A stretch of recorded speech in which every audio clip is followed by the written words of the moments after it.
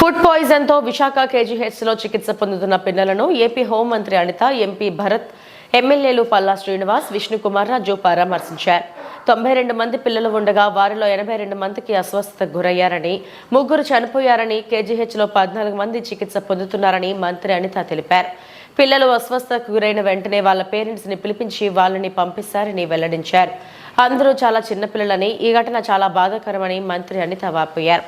పిల్లలు అస్వస్థతకు గురైన వెంటనే ఆసుపత్రికి పంపించకుండా నిర్లక్ష్యంగా వ్యవహరించారని, దానివల్ల ఇంతటి ఘోరం జరిగిందని, పాస్టర్ కిరణ్ పై కేసు నమోదు చేసి అరెస్టు చేశామని మంత్రి అనిత తెలిపారు. ప్రభుత్వ పరంగా మృతి చెందిన పిల్లల కుటుంబాలకు 10 లక్షల చొప్పున ఎక్స్గ్రేషియా ప్రకటించామన్నారు.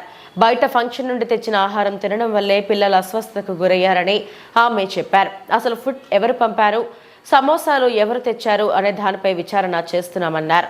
మతపరమైన బోధనలు చేసి తల్లిదండ్రులను మోటివ్ చేసి ఇలాంటి చోటుకు తీసుకొస్తారని మండిపడ్డారు. ఇలాంటి హాస్టల్స్ రాష్ట్ర వ్యాప్తంగా ఎక్కడ ఉన్నా క్లోజ్ చేయాలన్నారు.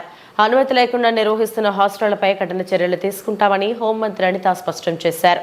ఇప్పటికే విశాఖ జిల్లాలో అలాంటివి 2 ఉన్నట్లు గుర్తించామని, వెంటనే వాటిని మూసివేయించాలని కలెక్టర్లకు ఆదేశాలు జారీ చేశామని మంత్రి అనిత చెప్పారు.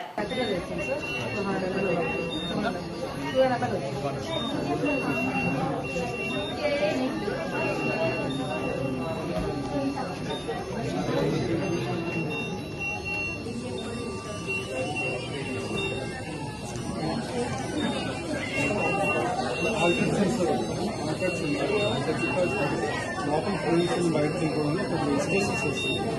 ఆ ఎస్బెసెస్లో సెన్సర్ కొద్దిగా ఆడుతుంది.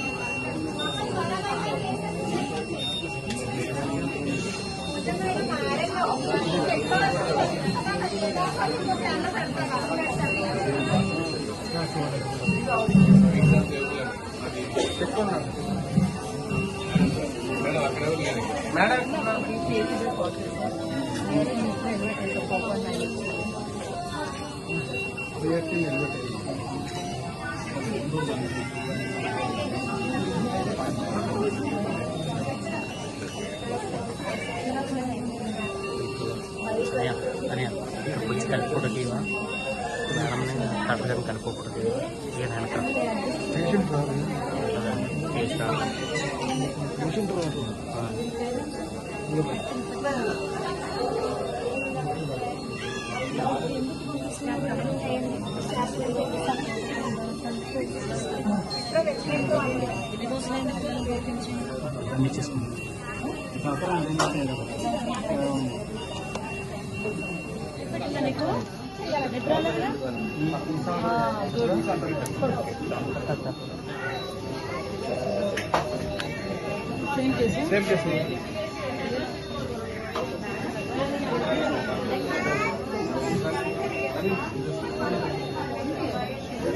रवि है सिंदेरी रवि